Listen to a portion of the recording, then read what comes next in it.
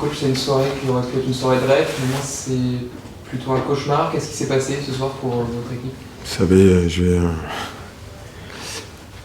vais pas aujourd'hui jeter la faute sur personne. Voilà, je pense qu'on fait un non-match et puis ça sert à rien de parler énormément. Simplement beaucoup de déception aussi par rapport au nombre de spectateurs et de personnes qui sont venues nous encourager. Et puis je pense que je vais être très bref et je pense qu'on leur donne revanche. Voilà, simplement.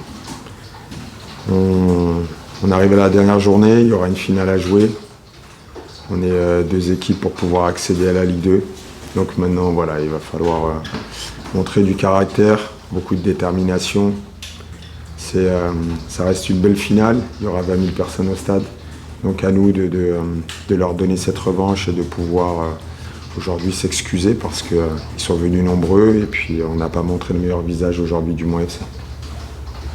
On a vu au retour des vestiaires un autre visage du Mont FC avec la réduction du score et on a senti vraiment une dynamique et puis il y a le troisième but qui casse tout. Oui, après ils ont eu 100% de réussite, sur chaque frappe cadrée pratiquement ils ont marqué, mais voilà, je le répète, on a manqué beaucoup trop de choses, donc voilà, je suis le premier responsable et je le dis tout le temps, mais aujourd'hui voilà, on va réussir à le faire, mais tous ensemble. Voilà, aujourd'hui ça sert à rien de se chercher des excuses, on a fait un non-match et il va falloir bien travailler cette semaine et pour pouvoir, je le répète, dès la semaine prochaine remettre les pendules à l'heure et de faire plaisir aux nombreux spectateurs qui viendront nous voir.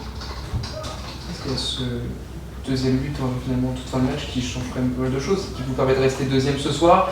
On l'a vu avec les supporters, c'était assez fort quand vous êtes allé les voir.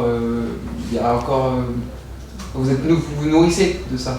Oui, c'était très fort, c'était très très fort et aujourd'hui ils ont été derrière nous pendant le match malgré la défaite et y compris à la fin. Voilà, et j'ai dit à mes garçons, quoi qu'il arrive, il fallait on a fait un championnat extraordinaire et on ne peut pas aujourd'hui lâcher comme ça à la dernière journée. Et, c'est écrit, voilà, que ça sera la dernière journée et je pense qu'il faut prendre les choses positivement. Je le répète, aujourd'hui ça fait mal. Mais je leur ai dit dès demain, il fallait repartir au combat, il fallait relever la tête. Et je le répète, on a quand même ce bonheur de pouvoir jouer cette finale à domicile devant 20 000 personnes sûrement. Donc c'est le rêve de tout joueur. Maintenant, c'est montrer notre vrai visage simplement. Après, viendra ce qu'il adviendra, mais je veux qu'on montre le vrai visage du Mont FC et faire plaisir à nos spectateurs. En termes plus tactiques, en début de rencontre, le premier but, il arrive sur le côté droit de la défense. On dirait qu'il y a un gros trou, on va dire, Tousgar en profite. L'alignement est assez bizarre également. Non, c'est juste on s'est déformé à contre-temps, on n'était pas ensemble, mais voilà, aujourd'hui je ne vais pas parler de la droite, pas parler de la gauche, pas parler. Voilà, c'est un ensemble de. Et moi le premier, je le répète, voilà, on a fait des mauvais choix, on a manqué de profondeur, de qualité technique, d'efficacité, au contraire d'eux, mais voilà, c'est pas. Voilà. J'ai envie, vous savez, il y a des fois il faut oublier, il faut passer à autre chose, il faut retenir. On a pris une claque ce soir, et aujourd'hui il ne faut pas attendre la deuxième joue, la deuxième joue de la semaine prochaine et de pouvoir rectifier les choses très rapidement. Je sais que vous ne voulez pas vous chercher d'excuses et je pense que vous avez raison, mais la météo était quand même particulièrement compliquée. On sait que les Manceaux ils ne sont pas trop habitués, surtout ces dernières semaines. Est-ce que ça a pu jouer quand même un petit peu, notamment au niveau du cramponnage?